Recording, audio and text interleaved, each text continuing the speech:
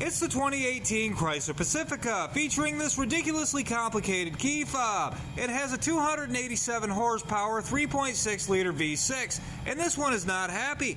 My feelings on the 3.6 are mixed, especially when it comes to the Wrangler. The 3.8 that came beforehand was more reliable, but it was incredibly underpowered.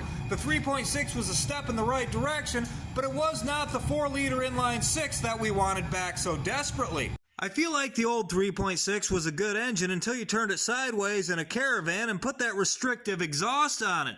Then it would get hot on bank 2 and burn the valves out of it. They were also always tossing cam followers and chewing up camshaft, but I feel like it was a good start for the 3.6. Let's see how they improved it.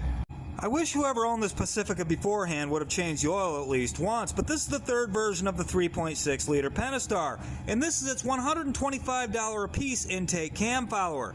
There's 12 of these, by the way, and apparently they're less likely to fall out because they're more complicated. As you can see, they got a roller here, but that roller only contacts the camshaft in the unloaded side of the cam. Instead, it drags this section right here across the cam lobe, like some old-timey ancient engine that doesn't have a roller on the camshaft. It's the 21st century, people. You should be able to put a roller on a cam follower without it falling out. Now, if you look up inside of the cam follower there, you can see on the lifter side there's a little pin. That little pin actually slides out to put a bit more tension on this guy right here to keep it tight against the camshaft.